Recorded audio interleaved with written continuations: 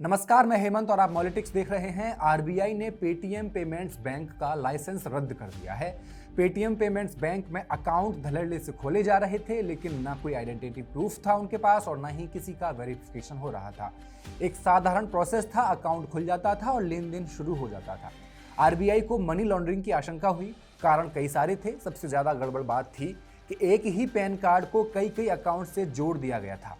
कुछ अकाउंट्स ऐसे भी थे जिनमें रकम कम थी, लेकिन ट्रांजैक्शंस उनके करोड़ों में थे। मसलन एक अकाउंट में 20,000 रुपए हैं, लेकिन हर महीने लाखों रुपए कहीं से आते हैं और कहीं चले जाते हैं। ये बहुत बड़े स्तर पर किया जा रहा था, जबकि पेटीएम पेमेंट्स बैंक का मतलब छोटे छोटे कस्टमर के लेन देन को सुलभ बनाना था। आरबीआई का शक और मजबूत हुआ। इसके अलावा पहले यह समझिए कि केवाईसी मुख्य रूप से दो प्रकार का होता है।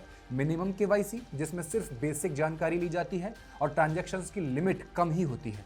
दूसरा प्रकार होता है फुल केवाईसी। इसमें आधार कार्ड या पैन कार्ड से आइडेंटिटी वेरीफाई करने के बाद लिमिट बढ़ा दी जाती है।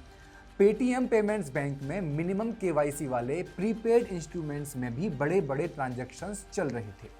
अब पूरा मामला मनी लॉन्ड्रिंग के शक को और ज्यादा मजबूत कर रहा था। आरबीआई बार बार चेतावनी देता रहा, लेकिन जब सुधार नहीं हुआ तो आखिरकार पेटीएम पेमेंट्स बैंक का लाइसेंस रद्द करने का फैसला लेना पड़ा है। सिलसिलेवार तरीके से जानते हैं कैसे कैसे कब कब और क्या क्या हुआ है। विजय शेखर शर्मा ने 197 कम्युनिकेशंस नाम की एक कंपनी की शुरुआत साल 2000 में की थी। उस समय कंपनी का focus mobile ringtones, SMS services और वैल्यू एडिड सर्विसेज पर था।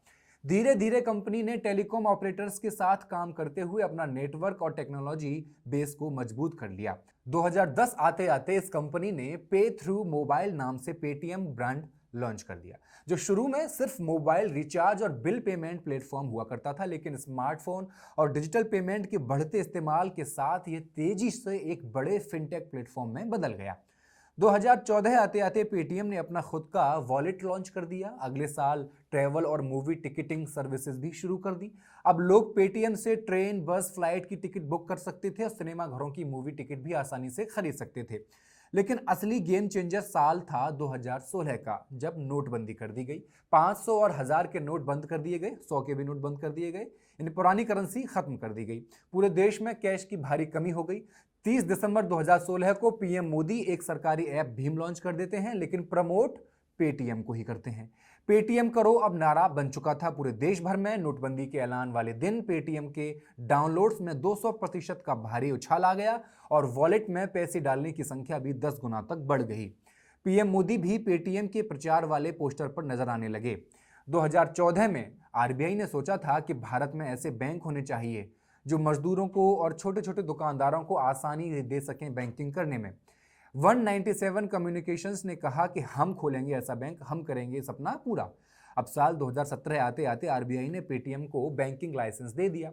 लोग अब पेटीएम पेमेंट्स बैंक में सेविंग अकाउंट्स खोल सकते थे, डेबिट कार्ड ले सकते थे, 2 लाख रुपए तक का डिपॉजिट भी कर सकते थे और बैंकिंग सर्विसेज का पूरा फायदा उठा सकते थे। अब आया साल 2019, पेटीएम एक और नया डिवाइस लॉन्च करता है, साउंड बॉक्स। जब भी कोई कस्टमर पेटीएम से पेमेंट करता, साउंड बॉक्स तुरंत बता देता कि आपका पेमेंट सफल हो चुका है। दुकानदार, सब्जी वाले, रिक्शा वाले, किराना स्टोर वाले, हर जगह ये साउंड बॉक्स अब दिखने लगा। पेटीएम ने इसे फ्री में दिया या बहुत सस्ते दाम पर बांटना शुरू कर दिया, जिससे कि ज्यादा से ज्यादा मर्चेंट इसके साथ जुड़ सकें। इससे पेटीएम का नेटवर्क और ज्यादा मजबूत होने लगा। 2019 तक पेटीएम का जीएमवी यानी कुल ट्रांजैक्शन वैल्यू $50 बिलियन यानी लगभग 4 लाख करोड़ रुपए के पार पहुंच गया। पेटीएम अब आसमान छू रहा था, लेकिन इसमें कुछ गड़बड़ियां थीं, या कहें कि बहुत बड़े स्तर पर गड़बड़ियां चल रही थी। पेटीएम पेमेंट्स बैंक के पास कुल 35 करोड़ वॉलेट्स थे, लेकिन उनमें से 31 करोड़ वॉलेट्स पूरी तरह से नॉन ऑपरेशनल थे, यानी डोरमेंट पड़े हुए थे। इनका केवाईसी भी नहीं किया गया था। इनकी कोई पहचान नहीं थी, न कोई वेरिफिकेशन था, लेकिन इसमें सैकड़ों करोड़ रुपए के लेन देन जरूर चल रहे थे। आरबीआई को आभास हुआ कि ये डोरमेंट वॉलेट्स म्यूल अकाउंट्स की तरह इस्तेमाल किए जा रहे थे, मतलब काला धन छुपाने के लिए और मनी लॉन्ड्रिंग करने के लिए इस्तेमाल किए जा रहे थे। अब आया साल 2021, कंपनी ने अपना आईपीओ लॉन्च कर दिया। मकसद था 18,300 करोड़ रुपए जुटाना। यह भारतीय इतिहास का सबसे बड़ा आईपीओ था। आईपीओ का मतलब होता है इनिशियल पब्लिक ऑफरिंग। यह एक प्रक्रिया है जिसमें एक प्राइवेट कंपनी पहली बार आम जनता को अपने शेयर बेचकर स्टॉक एक्सचेंज पर लिस्ट हो जाती है और पैसे इकट्ठा करना शुरू करती है। इसके बाद कंपनी सार्वजनिक बन जाती है और उसके शेयर स्टॉक मार्केट पर ट्रेड होने लगते हैं। शेयर इश्यू प्राइस था 2150 जब लॉन्च किया गया, लेकिन ये 27% नीचे आकर 1564 पर बंद हुआ। इन्वेस्टर्स के चेहरे उतर गए। उधर आरबीआई 2018 से कंपनी को चेतावनी लगातार दे ही रहा था कि बिना केवाईसी किए अकाउंट्स कैसे खोले जा रहे हैं और कैसे उनसे ट्रांजैक्शंस भी किए जा रहे हैं, लेकिन पेटीएम आरबीआई को लगातार गुमराह करता रहा, टालता रहा। मार्च 2022 में आरबीआई ने पेटीएम पेमेंट्स बैंक पर सख्त रुख अपनाया। आरबीआई ने पेटीएम पेमेंट्स बैंक को नए कस्टमर्स जोड़ने पर पूरी तरह रोक लगा दी। अब न कोई नया अकाउंट बनेगा और न ही कोई नया वॉलेट। 2022 में यह फैसला दिया गया। ठीक उसी हफ्ते ग्लोबल ब्रोकरेज फर्म मैक्यूरी, जो leading Australian multinational independent investment bank है और फाइनेंशियल सर्विस ग्रुप भी है, एक रिपोर्ट जारी करता है। रिपोर्ट का नाम था too many fingers in too many pies. इस रिपोर्ट में लिखा था कि पेटीएम का बिजनेस मॉडल फोकस्ड नहीं है, एक साथ बहुत सारी चीजें कर रहा है। इसका कोई भी एक बिजनेस सेगमेंट डोमिनेंट या हाईली प्रॉफिटेबल नहीं बन पा रहा है। यही बड़ा कारण है और एक कंपनी किसी भी वक्त दिवालिया हो सकती है। बहुत बड़ा रिस्क है। अब यूजर तो बढ़ रहे हैं, लेकिन उससे सीधा पैसा नहीं बन रहा है। पेटीएम का असली रेवेन्यू भी धीरे धीरे लोन बांट कर आ रहा है, जबकि पेटीएम खुद पैसा नहीं दे रहा है, खुद भी लोन नहीं दे रहा है, बल्कि एनबीएफसीज और बैंकों के साथ पार्टनरशिप करता है, वो लोन देते हैं। और पेटीएम सिर्फ डिस्ट्रीब्यूशन प्लेटफॉर्म प्रोवाइड करता है बैंक्स को और एनबीएफसीज को।